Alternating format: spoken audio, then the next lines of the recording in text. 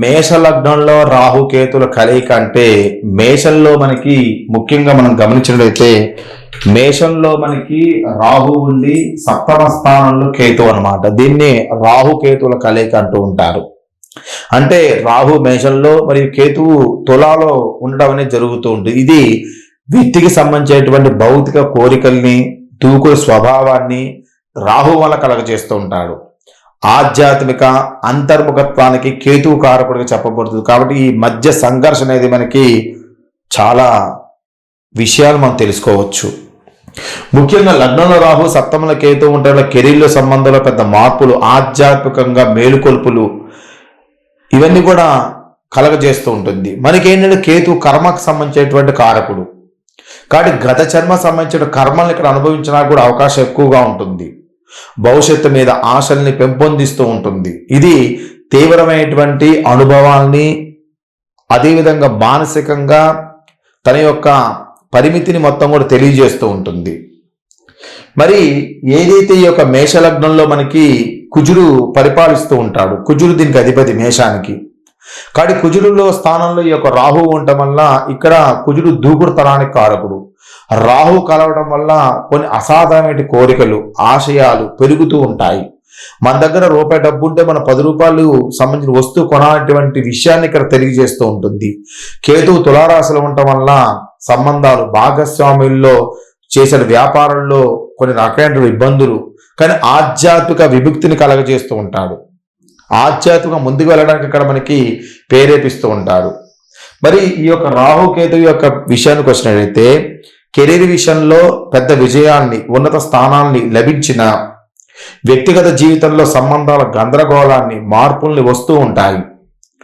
భాగస్వామి విషయంలో విచిత్రమైన అనుభవాలు బాగా ఎదురవుతూ ఉంటాయి. వచ్చేటువంటి భార్య వల్ల కొన్ని సమస్యలు కూడా ఇక్కడ వీళ్ళకి సృష్టిస్తూ ఉంటుంది. కొన్ని జాతచక్రాలలో ఈ యొక్క తులా లగ్నంలో మన కేతు ఉంది, అదే స్థానంలో మన కుజురున్నట్టయితే 2 వివాహాలు చేయడానికి కూడా ఆస్కారం ఎక్కువగా ఉంటుంది. కొన్ని జాత చక్రాల్లో రాహు కేతు అక్కడ ఉండటం వలన ప్రేమ వివాహం కూడా కారకుడు అవుతూ ఉంటాడు. ముఖ్యంగా ఇదేంటంటే వ్యక్తిని స్వతంత్రంగా జీవించాలని, దూకుడుగా ఉండాలని కోరికగా రాహు తీసుకెళ్తూ ఉంటుంది. కాబట్టి రాహు అనేది మేషంలో ఉండటం వల్ల కోరికలు, భౌతిక ప్రపంచం, కొత్త ప్రారంభాలు, సాహసాలు ఇన్నిటికీ రాహు కారకుడవుతాడు. కేతు వలన విముక్తి, నిరక్షత, కర్మ, సంబంధాల నుంచి వైరాగ్యం, దేవుడి వైపు పూర్తిగా వెళ్ళిపోదాం, శుద్ర పూజల వైపు వెళ్ళిపోదాం, ఇలాంటి వాటిని మొత్తం కూడా క్రియేట్ చేసేటువంటి కారకుడవుతూ ఉంటాడు. కాబట్టి ఈ విషయాన్ని మనం గమనించినట్లయితే జన్మలో కర్మలకు సంబంధించిన విషయాలలో కోరికలు బాగా సూచిస్తూ ఉంటుంది. కానీ ఈ రెండింటి మధ్య సమతుల్యం అనేది సాధించడం చాలా ప్రధానం అన్నమాట. ఎందుకంటే జీవితం అనేది చాలా సమస్యాత్మకంగా మారడానికి ఎక్కువ అవకాశం కనిపిస్తుంటుంది. వివాహం విషయంలో బాగా ఇది కొద్దిగా నష్టాన్ని చేకూర్చే అవకాశం ఎక్కువగా ఉంటుంది.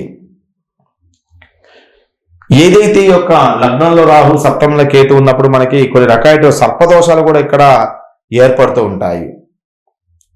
ఇప్పటి వరకు మనము రాహు సంబంధించినటువంటి చిన్న విషయంలో అనుకూల ఫలితాలు మనం గమనించే రాహు లగ్నంలో కేతు సప్తమంలో ఉండటం వల్ల ఆధ్యాత్మిక పట్ల ఆసక్తి పెరుగుతుంది. కొన్ని సందర్భాల్లో జీవితాలు మంచి మార్పులు రావడానికి, అడ్డంగా తోడడానికి ఇది సహాయపడుతుంది. ప్రతికూల సమస్యలు ఏంటి? వైవాహిక జీవితాల సమస్యను, భాగస్వామిత విభేదాలు, అదేవిధంగా జీవితం అనేది, వివాహం అనేది ఒక క్వశ్చన్ మార్కుగా మార్చడానికి, ఇదన్నీ కూడా దారి తీయడానికి అవకాశం ఎక్కువ ఇక్కడ కనిపిస్తూ ఉంటుంది. దీనికి సర్పమంగళ పాశుపత హోమం అనేది ఒకటి ఉంటుంది. సర్పమంగళ పాశుపత హోమం నేర్చుకోవడం వల్ల ఆ యొక్క దోష నివృత్తం జరిగి మంచి శుభఫలితాన్ని కలగజేస్తూ ఉంటుంది. ఇది మనకు మేషంలో రాహుకేతుల కలయిక గురించి. తదుపరి మన మేషలగ్నంలో కుజ రవుల కలయిక ఏ విధంగా ఉంటుంది తదుపరి క్లాసులో తెలియజేస్తాను. వీడియో లైక్ చేయండి, షేర్ చేయండి, సబ్స్క్రైబ్ అవ్వండి, వీడియోని కామెంట్ ఖచ్చితంగా తెలియజేయండి. మీ భరద్వాజ శర్మ.